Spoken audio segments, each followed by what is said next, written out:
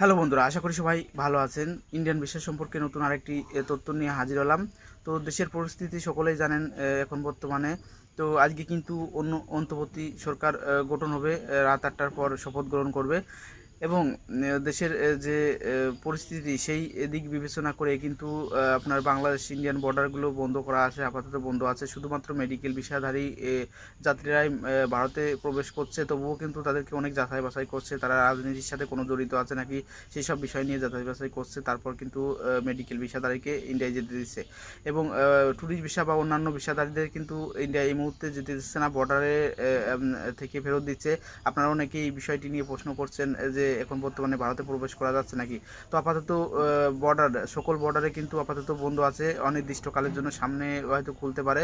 তো শুধুমাত্র medical visa যাদের রোগী তাদের জন্যই কিন্তু যেতে দিচ্ছে, তবুও অনেক অনেক আপনার যাচাই বাছাই করার পর। আরেকটা বিষয় আছে ইন্ডিয়ান ভিসা সেন্টার।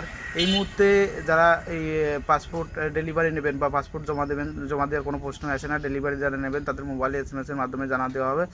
অনির্দিষ্টকালের জন্য কিন্তু ইন্ডিয়ান ভিসা সেন্টারগুলো বন্ধ আছে, কারণ ইন্ডিয়ান ভিসা সেন্টারে অনেক জায়গায় দেখলাম ইন্ডিয়ান ভিসা সেন্টারের উপরেও কিন্তু আক্রমণ হয়েছে। অনির্দিষ্টকালের জন্য আপনাকে ইন্ডিয়ান ভিসা সেন্টার বন্ধ করে দিয়েছে। আপনি এখন বর্তমানে আপনার পাসপোর্টটি জমা দিতে পারবেন না এবং ওঠাতেও পারবেন না। তো পরবর্তীতে আপনার মোবাইলের SMS-এর মাধ্যমে জানিয়ে দেওয়া হবে এবং আপনি ওয়েবসাইটে নজর রাখলে ওয়েবসাইটের মাধ্যমে কিন্তু জানতে পারবেন।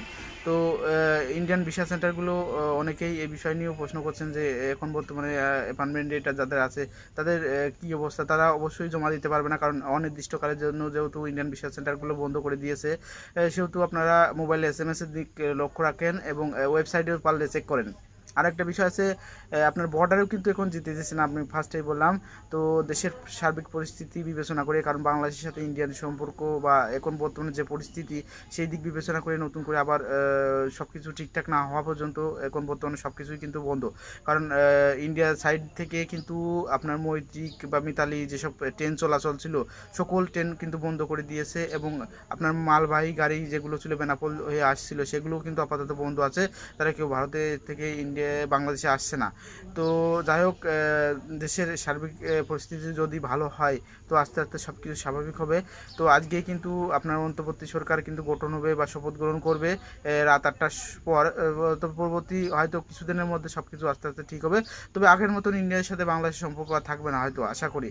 তো কারণ হাসিনার সাথে ইন্ডিয়ান একটা সম্পর্ক ছিল, সেটি কিন্তু আস্তে আস্তে থাকবে না, আস্তে আস্তে কমবে। যাই হোক, সামনে কি হবে ইন্ডিয়ান বেশি সম্পর্কে সকল তথ্য এই আমার ভিডিওর মাধ্যমে প্রকাশ করা হয়। ভিডিওটি ভালো লাগলে লাইক, কমেন্ট, শেয়ার করবেন এবং আমার চ্যানেলটি সাবস্ক্রাইব করবেন। আমি ইন্ডিয়ান বিষয় সম্পর্কে সকল তথ্য সবার আগে দিয়ে থাকি।